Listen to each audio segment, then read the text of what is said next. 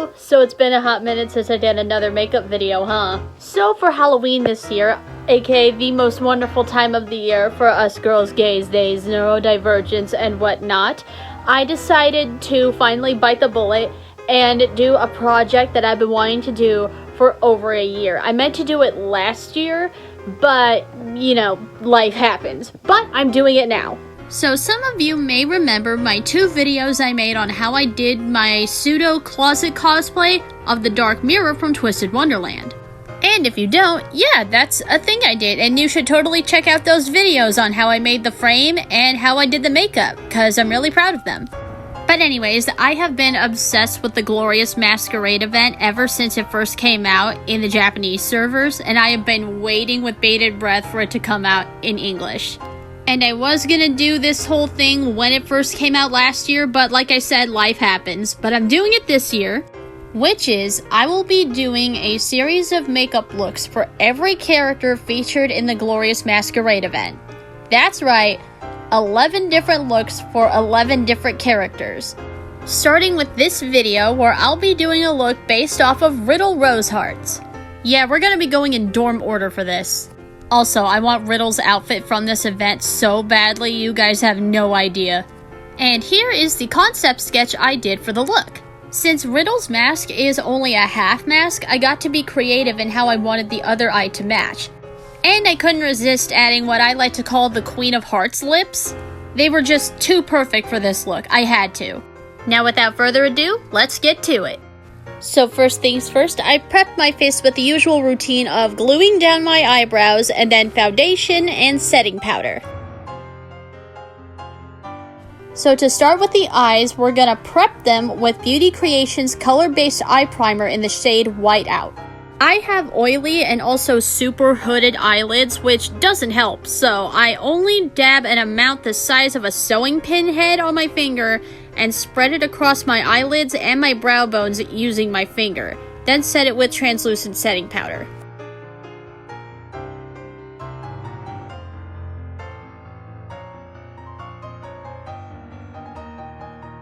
For this next step, you're gonna need a reference image of Riddle's mask on standby because you're gonna sketch the mask onto the side of your face with brown eyeshadow.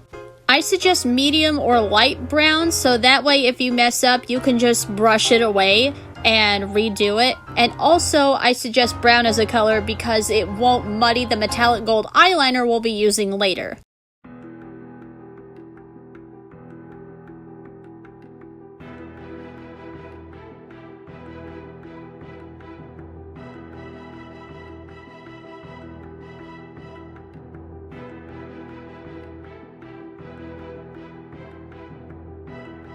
Now when you get to this part here, there are some swirls that go inward to the inside of the heart, but don't bother sketching those out because the eyeshadow we'll be using will cover them up anyway. You'll just have to freestyle it.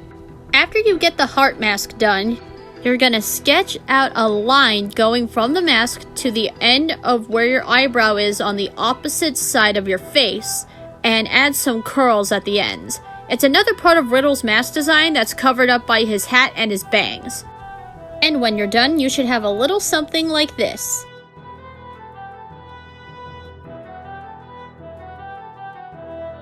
Now we can finally start adding color.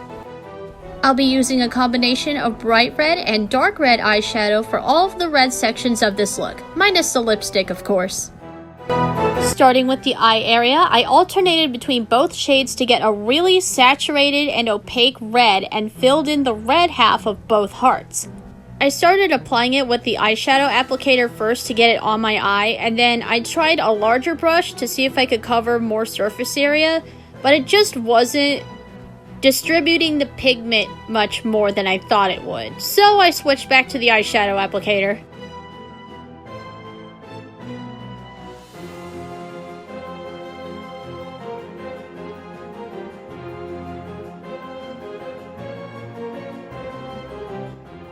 Also, the red shadow is gonna cover up where you sketched the heart swirl on the red half, but that's an easy fix. Just re-sketch it on with a little bit of black eyeshadow so you can see it better, and bada bing bada boom, you're good to go.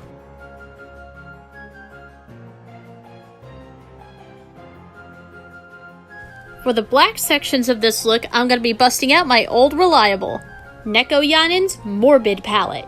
A really good goth palette with two very pigmented black shades that do not, I repeat, do not come to play games. And of those two shades, we will be using the matte black shade, appropriately named Shadow. Now before starting this step, I recommend adding setting powder to your nose and cheeks to catch the fallout, because black eyeshadow fallout is the actual worst. But after that, I started filling in the outer edges of the heart with a detail brush just to play it safe and so I could get around the swirl sketch lines easier.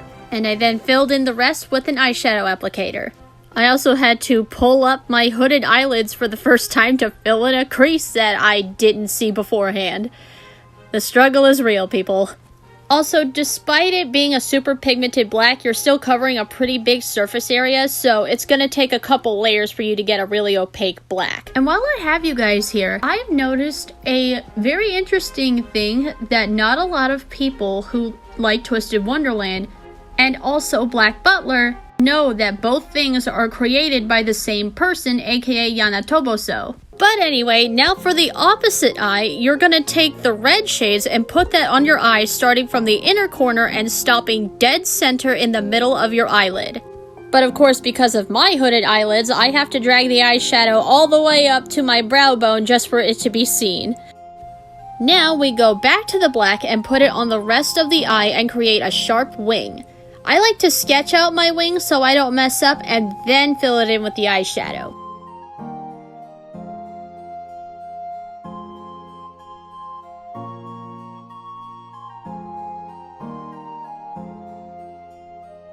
Now take a medium detail brush and add the black to your under eye, connecting it to the wing and your inner corner, and smoke it out a little with a fluffy brush.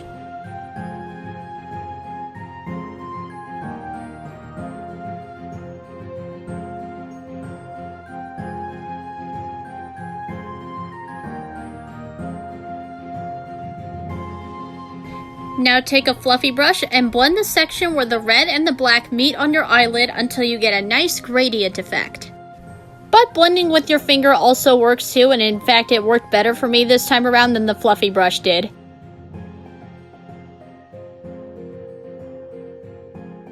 Now that you are done with the black eyeshadow, you are free to remove the setting powder barrier.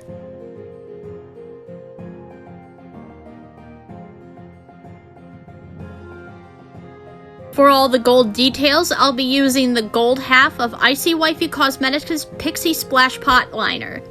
And when I tell you this stuff is gold, we're gonna start with lining our eyes and mimicking the shape of the eye hole on the mask with an added wing for extra drama.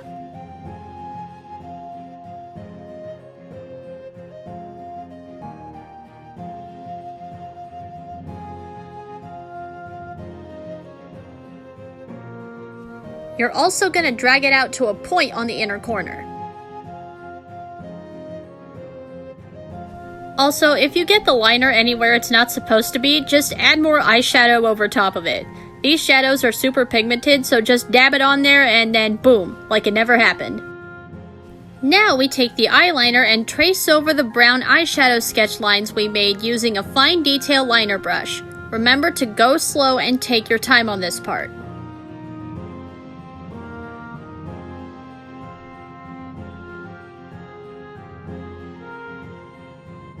Also, in case anybody wanted to know, I'm using the finest detail brush from Nekoyanin's Detail Liner Brush set. I am so glad I got these, absolute game changer for me.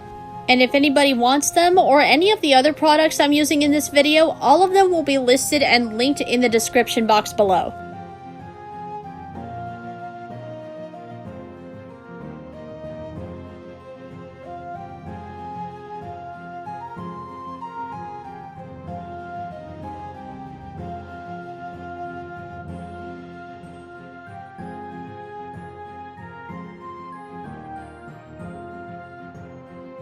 And here's where I somehow got bits of black on my face. I have no idea how that happened.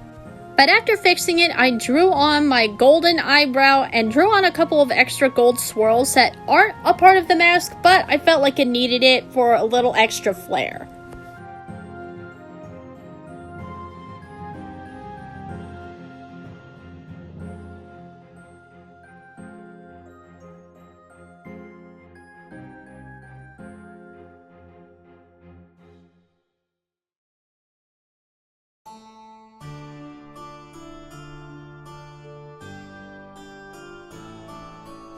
And now we finally move on to the lips. We'll be using 2 different liquid lipsticks, both from Black Moon Cosmetics. We got their iconic and most popular matte black shade, Sleepwalker, and a deliciously bold metallic red shade, appropriately named DeVille. To start, I'm taking a detail brush used for face paint and taking some of DeVille from the doe foot applicator and drawing the outline of the heart.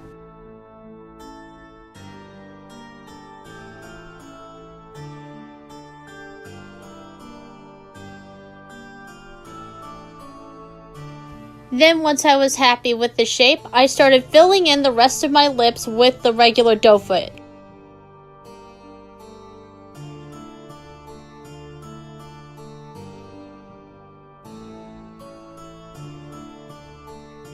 Once that dried down, I repeated the same process with Sleepwalker to draw and fill in the heart, and I let that all dry down before moving on to the last step.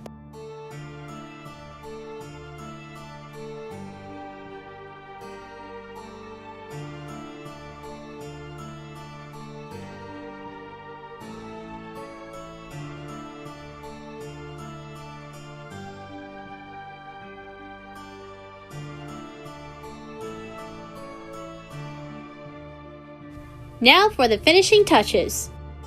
So I did my contouring the usual way with brown, but I also added a little bit of red to it and blended it in to make the contour harsher but also warmer. Now unfortunately, this contouring did not show up on camera for some reason when I was taking the final glamour shots, but I know it's there and you can see it in real life, which is basically all that matters. So it'll still work if you want to try this look for a Queen of Hearts look for a Halloween party or something. You just might want to be a little bit more heavy-handed with it than I was. Then I added a shimmery gold highlight to my nose and my cheeks.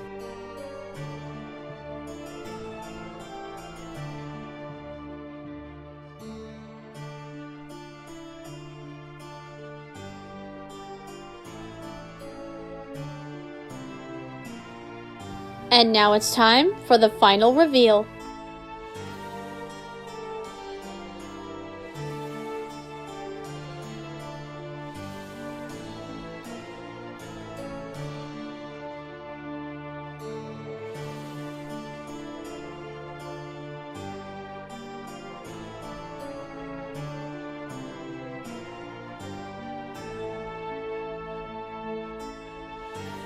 And cue the glamour shots. So, what did we think? I wanted to be a little extra, and I made a mini version of Riddle's Cavalier hat, and I feel like it just elevated the whole look. Plus, it's really cute. No worries, I do have a tutorial coming for that later. Also, to double up on the Black Butler cameos, that wig is actually my Grell Sutcliffe wig. I just braided it for this. And here are a couple of shots I did without the hat so you can see the whole mask section.